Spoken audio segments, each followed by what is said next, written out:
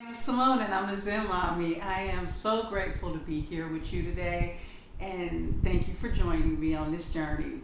If you're new to my channel, I wanted to welcome you. I know that new members are coming in and I just want to say a little message to the newcomers. Okay, so I want you guys to know that I know it might be confusing if you just hopped along into like some of my later videos and you probably haven't seen like the whole journey. You know, my channel, although you can watch any video you want, I'm basically sharing like my journey. It's kind of like serialized television. You'll understand it better if you heard all of the other stories. So what I want to let you guys know that is if you need any clarification or if you have any questions or you don't understand where I'm quite coming from when I say you're a God, I'm a God, we're all gods, and just please just ask me in the comments. I have an email, sagesoundandsoul@gmail.com. You can ask. One of the things I'm going to be doing on my channel is I'm going to be doing spiritual definitions of the terms I use. These definitions will be a key to my channel, not necessarily what's going on with other people's channels and the things they talk about. Please be aware that when you listen to other people, everybody is creating their own reality and they may define things a little differently and use certain terminology differently. Like I recently did a definition on starseeds. Now this is the starseeds I'm talking about when I use the term starseeds in my channel. So if you haven't seen that and you want to understand, you can check out that starseed video. In this particular video, I'm going to be talking about a term that I commonly use called NPCs. And I really want to explain, you know, what I'm talking about when I refer to an NPC in my videos, okay?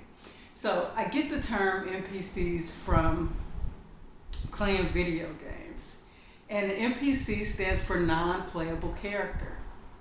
I often refer to this reality, this creation on my channel as a game, okay? And these human bodies are our avatar that houses our soul, our spirit, which our higher self is on the other end of all of this, and it's having an experience. It's experiencing this life as a human, a soul having a human experience. And from this perspective, we have lost a lot of our memory of who we truly are in order to have this experience, because if we remember who we are, everything that we are, we would know the future, the past, the present. It would be no use in having this experience. So now we're getting into the nitty-gritty of the human experience here. And so when I refer to a non-playable character, an NPC, I'm literally talking about the same thing as a character. So you check out a video game. So let's do a side-by-side comparison of this creation, this world, and a video game, okay? So I play video games like World of Warcraft. I recently started Final Fantasy, and I really like that game. It's a similar kind of to World of Warcraft. I think it's better. And it is a role-playing game. It's called MMORPG, and it's like multi-mass role-playing game. This is a game where you can log on and you can play with other live people playing. Like me and my husband, we play together, right? And then we have a guild team, and those are all live people. But there's characters in the game that only the computer plays. And those characters have a very limited perspective. It's limited to their programming. So say you might be on a quest journey, right? And you meet a quest giver. And the quest giver is like, I'm looking for my son. I can't find him. He went out to the woods somewhere. Can you help me? Can you help me find my son? And you'll say, sure, I'll take this quest. I want this experience. So you go and you start, maybe you take multiple quests, right? And you haven't found his son yet, but you go back to him and you talk to him. Like if you click him, he'll be like, have you found my son yet? He won't talk about anything else. You won't be able to have any conversation. If he's not a vendor, you can't buy anything from him. He will not complete his story with you until you go out and find his son. So you go out and find the son and you bring the son back. And he was like, thank you for my son. Here's your reward. Your reward is gold, or your reward is gear. And that's the end of his game, right? That he's a non-playable character. And it's the same thing with, like, in video games, there's like vendors, right?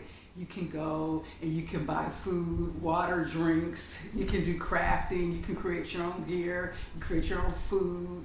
You can create your own potions. So these NPC characters will be like people who will train you. They don't know anything else but how to train you how to fish, or try how to train you how to use magic. They don't know. Then there's the auction house NPCs that the only thing they do is stand there and you can open up and sell on the auction. So they have a very limited perspective on life because they're being played by the computer. The computer has programmed that they can't do much more than what they say they're going to do. So when I talk about this life being a game and this creation, there are some of us that have awoken to consciousness. We realize that we're actually souls having human experience. Some of us realize we're more than just souls having a human experience, but we're creator gods. And as we start to move around in our consciousness in this reality, we start to see people don't relate to us. If we talk to them about this experience, they don't hear it. It goes into one ear and out the other. They can't go past their programming. A good example of this is religion. I've been doing a series on letting go and getting away from religion to embrace the spiritual path, which is a hard journey for some people, because religion, for me, it got me at a young age. So I had some hardcore programming. Like I said, this is a game. Games are programmed. This reality is programmed, okay? It may not be programmed by the computer with zeros and ones, but it's programmed spiritually. It's programmed through intention, through creation, through a lot of different things. And so, speaking with a Christian, and I'm saying this, or a religious person, I'm saying this because I had a Christian background. And I know how they operate. And shifted to spirituality and sharing my journey, I keep bumping into the same kind of NPC type of people.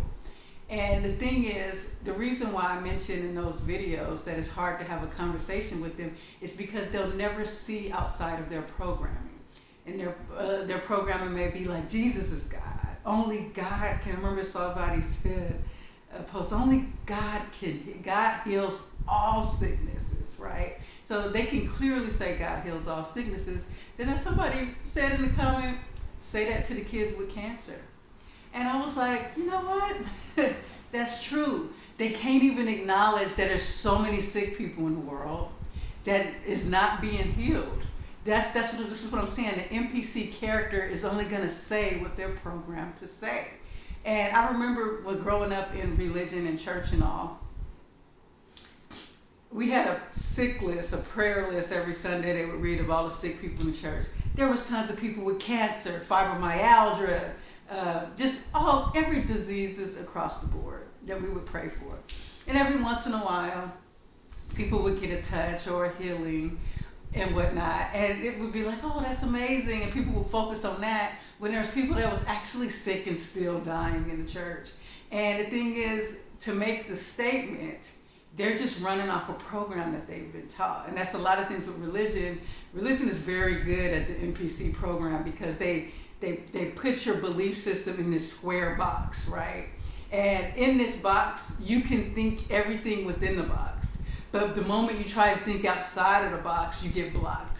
They'll say, oh, you can't believe in that. You can't believe in the supernatural. You can't believe in the unknown. That's a sin to learn more. It's a sin to question God. And so in that programming, because they believe it's a sin to question God, they will never question God. Just like the computer NPC, the guy looking for his son. You ask him something about, say you want to go ask him, how do I get to the east side of the road, right? He's going to say, can you go help me find my son?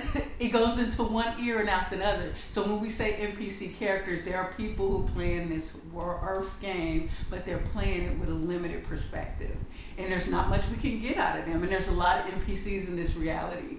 The NPCs kind of make up the experience, right?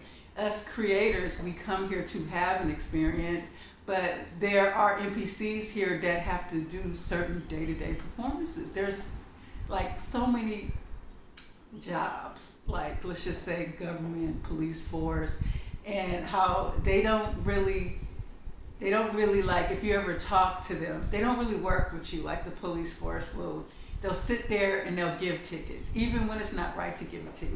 Even though it's not fair to give a ticket, they'll sit there and they'll come during work hours where people are working hard and to pay into the system, to take care of the taxes, to build the economy. And they'll sit and they'll just pull over people who are just trying to get to work in the morning. And these people will get pulled over and they're like, this is not fair. I'm like, I'm really putting it into the system. And the cop was like, no, you're wrong. The cops are actually abiding the rules. They're programming. They're like, you have a quota. You got to bring in 1,000 tickets a year before the end of the year. It doesn't matter how you get the tickets, you have to get it. So the NPCs like, let me get the ticket, let me get the ticket. And you can tell them your story. Oh, I can't really afford this ticket right now. Can you just give me a warning? And they'll be like, no ma'am, you broke the law, here's the ticket. NPC characters, okay?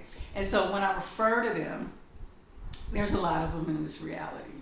And you can't relate to them. And with an NPC character, from a spiritual perspective, what I would say is an NPC character is still a soul having a human experience, but they have a limited amount of consciousness, right? So let's just say I became an NPC character. If I did become an NPC character, I would take majority of my consciousness out of this experience, and I would be operating with about 10% of consciousness, just enough to survive, the aspect to survive, and to do like an NPC would be like, no, that's the law, we trust the roles, right? When there's something like a pandemic and they're forcing everyone to get certain medication treatments, right? NPC will stand in line and not question it. They're like, no, you need this in order to be safe. The NPC will never question when the government or something is wrong being said, right? They won't question why are people not wanting to eat food with pesticides and toxins and GMO made. They're like, no, it's just food. They will never see it. So when you become awakened, okay, because you could be an NPC, right? And or you could feel like sometimes when I look back on my past before my awakening, I feel like I was pretty much living an NPC life, especially when I was in church. I didn't see past religion for a long time.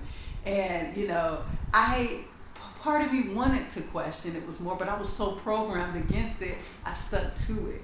But it came a phase where my journey began to shift. I began to become alive to this. And that's when I say I had my spiritual awakening.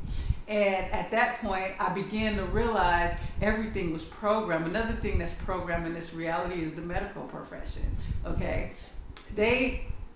It took me a long time to realize, it was right after my awakening, that these people, who I was taught from a young age that the doctors, they're here to heal you. They know everything. You got to trust them, right? And then I remember when I started to become more conscious, I began to question the doctor about a medication they put me on. And I was like, this medication is not right. It's not making me feel good. This doctor wanted to force me to stay on it. And the doctor said, nah, you just need sleep, and wanted to give me a narcotic to sleep. And I was just like, what are you thinking? And at the time, I had my baby. I was nursing. And I was just like, what's wrong with you? And I remember just like being appalled that I couldn't believe that they were pushing this. And I later find out that they're being paid by the pharmaceutical companies. They're following rules. They don't question it. And one doctor straight out told me, he said, we don't cure anything. He said, we're allopathic. We only treat the symptoms. And I began to see how the world had always been like this. And I was just too unconscious to see it. I began to find out that the processing of the food was to make more illnesses. was to get people to the hospital, was to build the economy, was to build the pharmaceutical systems, right? All of the NPC run corporations, right? And so when I speak of a non-playable character NPC, this is exactly what I'm talking about. Every day we're surrounded by NPCs, and it's hard, trying to make friends with an NPC, or even have, I know some people that have relationships with NPCs, and some of them don't realize it's an NPC. Like at first you won't realize it, because on the surface you might can talk to them, you might can relate to some incidents that they've been through in their life, and they can sometimes do a good job of making it seem like they're into what you're into, right? And then you'll start noticing decisions that they make that'll be like, what? And then you realize you was talking to an NPC all alone, that they weren't really following you in your shift, but they were just kind of like playing along to kind of continue to conversate with you, and they really weren't hearing things. Okay, so it takes a little bit of us being a little more aware to realize that we were dealing with an NPC. I was recently dealing with an NPC, and I moved to a new town trying to make new friends and stuff. And I had high hopes about, part of us, we want people to see what we see, and if they tell you they're into like spirituality and stuff, that's like, for me, that's like, yes, that's what I want to hear. But that doesn't necessarily mean, there's a lot of NPCs that think they're spiritual, they're on a spiritual path. And technically, as souls having a human experience, we're all spiritual, but I'm talking about this conscious journey of awakening to our true self, okay? And so I just wanted to get that definition out there and share with you guys what I mean, and I'll do more definitions. Do not be afraid to email me or send me a comment to clarify any of the things I talk about. This is relating to my content. I can't speak for anybody else, but I'm sharing my journey, exactly how I'm experiencing it, and hopefully it helps you or at the least entertains you, but I know for one thing for sure, it's helping me. Thank you for joining me today. Please sign up for my email list if you want to be updated on this channel, okay? I also have a website, Sage Sound and Soul. Now, if you Sage Sound and Soul also has an email list, which is different from my channel email list. My channel email list is gonna be a little bit more open if I talk about things like creator gods and stuff, but my other one, I'm gonna be catering to healing, sound healing, and different things, but you're welcome to join both, okay? And also, for those who've been asking, I have started a spiritual community on my website, and you can sign up, and it's a way to connect with other people outside of these platforms that are controlled by NPCs, because there's a movement going on to limit freedom of speech. There's NPCs that want to keep the NPCs, and there's us that are ready to move forward with our ascension and our consciousness. And so I wanted to have this space for us to connect, because I believe a lot of beautiful souls watch my channel, and when I hear you making a comment and stuff, I can feel you. I know we relate, and I feel like you guys should be able to meet each other and talk to each other, and so that's what this group is for. And so feel free to join it, sagesoundandsoul.com. I'll be announcing more, and I'll put in more links there. I just started, so it's not even really but like one post that I made. Like 3 people have joined because they just found it, and so now I'm just letting everyone know. And thank you for joining me. Have a nice day.